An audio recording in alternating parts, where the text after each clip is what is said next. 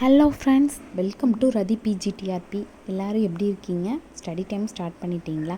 இந்த வீடியோ உங்களுக்கு ஒரு மோட்டிவேஷன் வீடியோவாக தான் இருக்கும். ஏன்னா நீங்கள் புதுசாக படிக்க ஸ்டார்ட் பண்ணியிருக்கீங்க, எப்படி படிக்கிறதுன்னு தெரியல, எந்த ஒரு கைடன்ஸும் இல்லை, செல்ஃப் ஸ்டடி தான் பண்ணுறேன், பேபி வச்சுருக்கேன், என்னால் எப்படி படிக்கணும்னு தெரியல, டைம் மேனேஜ்மெண்ட்டும் இல்லை அப்படின்னு சொல்லி யோசிக்கிறீங்களா? நீங்கள் அந்த மாதிரி இருந்தால் நம்ம வீடியோவை கண்டிப்பாக பாருங்கள். இது ரொம்ப உங்களுக்கு யூஸ்ஃபுல்லாக இருக்கும். நீங்கள் எந்த மேஜராக இருந்தாலும் பரவாயில்லைங்க, நீங்கள் ஒரு மோட்டிவேஷனோடு படிச்சிங்க அப்படின்னா கண்டிப்பாக எக்ஸாமை கிளியர் பண்ண முடியும். நிறைய பேர் நம்மளுக்கு காம்படிஷன் இருக்காங்களே, அவங்களுக்கு நடுவில் நம்ம எப்படி இருந்தாலும் வர முடியுமான்னு யோசிக்க வேணாம். நம்மளால் முடிஞ்சதை நீங்கள் கண்டிப்பாக எஃபெக்ட் போட நம்ம கண்டிப்பாக சக்ஸஸ்ஃபுல் பண்ணலாம். நிறைய பேர் பார்த்திங்க அப்படின்னா வீட்டில் சொல்லுவாங்க, என்ன எப்போ பார்த்தாலும் புக் எடுத்து வச்சுக்கிறோம் அப்படின்னு. அதுவும் ஹவுஸ் ஒய்ஃபாக இருக்கவங்களுக்கு ரொம்ப கஷ்டம். ஒர்க்குக்கு போகிறவங்களுக்கு அதை விட கஷ்டம். அவங்களுக்கு படிக்க டைமும் கிடைக்காது, நமக்காவது அப்பப்போ கிடைக்கும். ஆனால் வீட்டில் இருக்க இந்த பெரியவங்க என்ன சொல்லுவாங்க, எப்போ பார்த்தாலும் படிக்கிறேன்னு உட்காந்துக்கிறா, வீட்டு வேலை செய்கிறது இல்லை, இப்போ படித்து தான் வீட்டை பார்க்க போகிறாளா கண்டிப்பாக அப்படி இப்படின்னு எந்த ஒரு பேச்சு வருங்க. அவங்க எல்லாத்துக்கும் நீங்கள் சைலண்ட்டாக அமைதியாக பதில் சொல்லுங்கள். உங்களோட சக்ஸஸ் தான் நாளைக்கு அவங்களுக்கு ஒரு பதிலடியாக இருக்கணும். ஏன்னா இப்போ நம்ம படிக்கும்போது இவெல்லாம் படித்து வேலைக்கு போகிறாளா, இப்படி தான் உட்காந்து டைம் வேஸ்ட் பண்ணிகிட்ருக்கா, வீட்டு வேலை பார்த்தா கூட ஆகும் அப்படின்னு நிறையா வீட்டில் இருக்கலாம். கண்டிப்பாக இந்த இது எல்லா லேடிஸும் ஃபேஸ் பண்ணுறது தான். நீங்கள் மனம் தளரக்கூடாது. லேடிஸ் எப்பயுமே ரொம்ப போல்டாக இருக்கணும். நம்ம ஒரு சிங்கப்பெண்ணாக இருக்கணுங்க. நம்ம எப்படி படித்து பாஸ் பண்ணி அவங்க முன்னாடி நம்ம பேசுகிறது எப்படி இருக்கணும் அப்படின்னா, நம்மளோட சேலரியும் நம்மளோட அந்த கவர்மெண்ட் போஸ்டிங்கு தான். இப்போ பேசுகிற அந்த வாய் அப்போ பேசாது, அப்போ வேறு மாதிரி மாற்றி பேசு. ஸோ நீங்கள் எப்பயுமே மனம் தளராமல் படிக்கிறத கான்சன்ட்ரேட் பண்ணுங்கள். முதல்ல நிறைய பேருக்கு படிக்கணுங்கிற ஆர்வம் இருக்கும், ஆனால் படிக்க டைம் இருக்காது, அதுக்கான சூழ்நிலை இருக்காது, வீட்டில் பல கஷ்டங்கள் இருக்கலாம். அதையும் தவிர்த்துட்டு நம்ம படிக்கணும்னு நினைக்கும் போதும் அதையும் தடுக்கிற மாதிரி சில விஷயங்கள் நடக்கும்போது மனசுக்கு ரொம்ப ஹர்ட்டாக இருக்கும். அதை பற்றிலாம் நீங்கள் நினைக்காதீங்க. கிடைக்கிற டைமை யூட்டிலைஸ் பண்ணிக்க எப்படின்னு பாருங்கள். அவங்களுக்கு நம்ம பதில் சொல்கிற விதம் நம்மளோட அந்த மார்க்கும் அந்த நம்மளோட கவர்மெண்ட் ஜாப் கனவு கம்ப்ளீட் பண்ணுற டைமும் தான். நான் என்னோடய டைமிங் ஸ்டார்ட் பண்ணிட்டேன். நீங்களும் உங்கள் டைமிங் ஸ்டார்ட் பண்ணியிருப்பீங்கன்னு நினைக்கிறேன். நான் ஜெராக்ஸ் பண்ணிட்டேங்க. ஏன்னா சில விஷயம் எவ்வளோ நோட்ஸ் நம்மளால் கைப்பட எடுக்க முடியல. கிடைக்கிற நோட்ஸு ஜெராக்ஸ் பண்ணிட்டோம்னா நம்ம கண்பட பார்த்து படிக்கலாமே அப்படிங்கிறதுக்காக தான் ஜெராக்ஸ் பண்ணிட்டேன். ஃபோனில் என்ன தான் வச்சு படித்தாலுமேங்க சில சமயத்தில் கண் வலிக்கிற மாதிரி இருக்குது.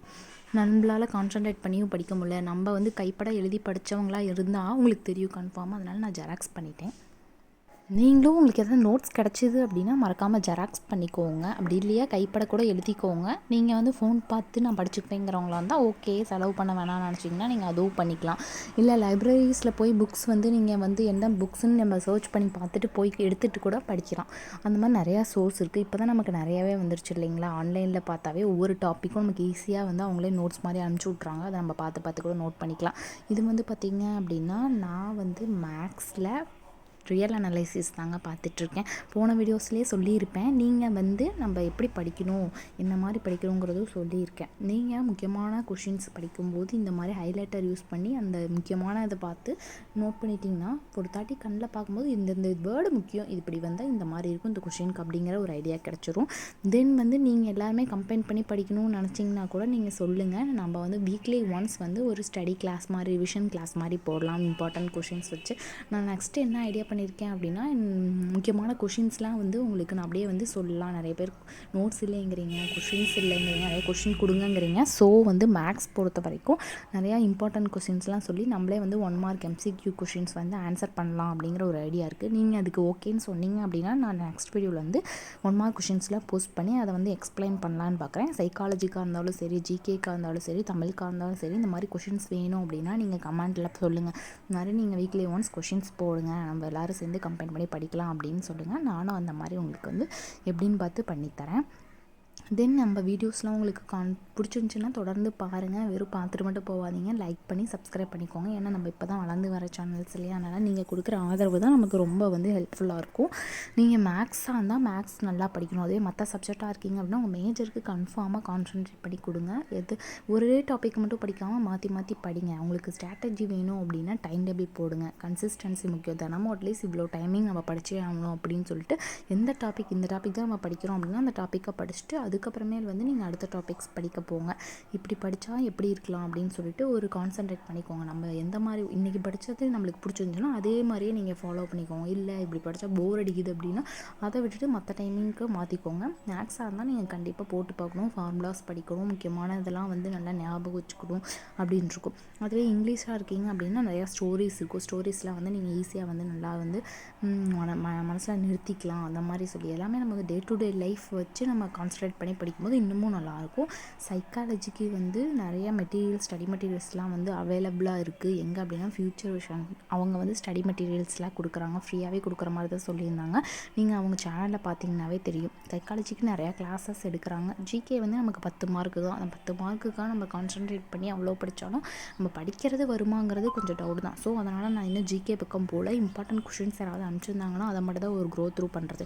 மற்றபடி நான் வந்து என்னோடய கான்சன்ட்ரேட் எல்லாமே மேஜரில் தான் பண்ணிகிட்ருக்கேன். நீங்களும் மேஜரில் கான்சன்ட்ரேட் பண்ணுங்கள். அதுதான் ரொம்ப உங்களுக்கு ஹெல்ப்ஃபுல்லாக இருக்கும். ஏன்னா 110 மார்க்கு தென் 30 மார்க் சைக்காலஜி எப்படியோ ஒரு அடிச்சு பிடிச்சி ஒரு 15 மார்க் மேலே வாங்கிடலாம். அது வந்து நம்ம ஓரளவுக்கு கெஸ்ஸிங்கில் கூட அடிச்சிடலாம்னு வச்சுக்கோங்க. ஆனால் நம்ம கான்சன்ட்ரேட் பண்ணி படித்தோம்னா நம்ம 30ல் 25க்கு மேலே கன்ஃபார்ம் அடிச்சிடலாம். ஸோ நம்ம முடிஞ்ச அளவுக்கு நம்மளோட ஹார்ட் ஒர்க் பண்ணும்போது தான் நமக்கு வந்து சக்ஸஸ் கிடைக்கும்.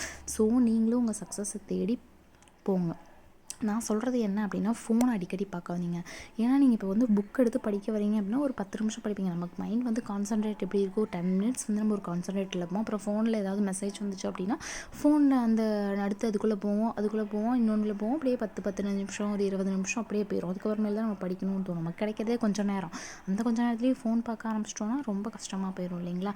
அதனால் நீங்கள் முடிஞ்ச அளவுக்கு ஃபோனை தவிர்த்துருங்க. நான் வந்து கிடைக்கிற டைமில் ஃபோன் அவாய்ட் பண்ணிவிட்டு நோட்ஸ் எடுக்கிறதுல மட்டும் தான் கான்சன்ட்ரேட் பண்ணியிருக்கேன்.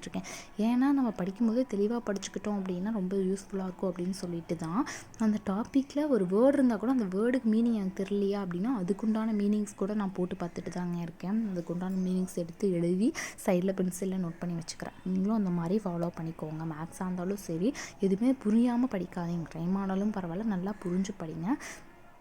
நம்ம வீடியோஸ்லாம் தொடர்ந்து பாருங்கள். நான் கேட்டதுக்கு நீங்கள் கண்டிப்பாக பதில் சொல்லுங்கள். ஏன்னா நம்ம வந்து 1 மார்க் கொஷின்ஸ்லாம் போடலாம், உங்களுக்கு யூஸ்ஃபுல்லாக இருக்கும் அப்படின்னு சொன்னீங்க அப்படின்னா நான் கண்டிப்பாக போடுறேன். மேக்ஸ்க்காக இருந்தாலும் சைக்காலஜிக்காக இருந்தாலும் ஜிகேக்காக இருந்தாலும் நான் வந்து நோட்ஸ் வந்து ஃபோன்லேருந்து தான் எடுத்துகிட்ருக்கேன். அதாவது டேப் யூஸ் பண்ணி எடுத்துகிட்ருக்கேன். நீங்கள் எப்படி நோட்ஸ் எடுப்பீங்கிறதையும் சொல்லுங்கள். இந்த மெட்டீரியல்ஸ் எல்லாமே நீங்கள் கலெக்ட் பண்ணிட்டீங்களான்னு சொல்லுங்கள். இல்லை அப்படின்னா நம்ம இருக்கிற சோர்ஸ் வந்து நான் உங்களுக்கு எப்படின்னு சொல்கிறேன். நெக்ஸ்ட் வீடியோவில் எப்படி மெட்டீரியல்ஸ் வந்து கிடைக்கும், அதுக்கு வந்து எப்படி ஃபாலோ பண்ணலான்னு. நம்ம வீடியோஸை நீங்கள் மறக்காமல் பாருங்கள். பார்த்துட்டு ஃப்ரீயாக மட்டும் விட்டாங்க சப்ஸ்கிரைப் பண்ணிக்கோங்க. நீங்கள் கைப்பட நோட்ஸ் எழுதி அதை தினமும் கோ த்ரூ பண்ணுங்க. இன்றைக்கி படிக்கிறோம் அப்படின்னா அதை அப்படியே விட்டுறக்கூடாது. தொடர்ந்து திரும்பி ரிவிஷன் பண்ணிகிட்டே இருக்கணும். நாளைக்கு படிக்கிறோமா, அப்போ நேற்று படித்ததை இன்றைக்கி முதல்ல ரிவைஸ் பண்ணிடணும். அப்போ இன்றைக்கி படிக்கிறத படித்து முடிச்சுட்டு கடைசியாக வந்து நேற்று படித்தது இன்றைக்கி படித்தது ரிவைஸ் பண்ணிட்டு தான் அந்த புக்கை வைக்கணும். அடுத்த நாள் அதே மாதிரி தான் 2-3 நாள் சேர்த்து படித்ததை ஒரு கோ த்ரூ கண்ணில் பார்த்தீங்கன்னாவே போதும். தொடர்ந்து ஒரு விஷயத்தை நம்ம பார்க்கும்போது அது ஈஸியாக மைண்டில் பதியும்னு சொல்கிறாங்களே, அதுதான். இந்த வீடியோ பிடிச்சோன்னா நம்ம சேனலை சப்ஸ்கிரைப் பண்ணி லைக் பண்ணுங்கள். தேங்க்ஸ் ஃபார் வாட்சிங்.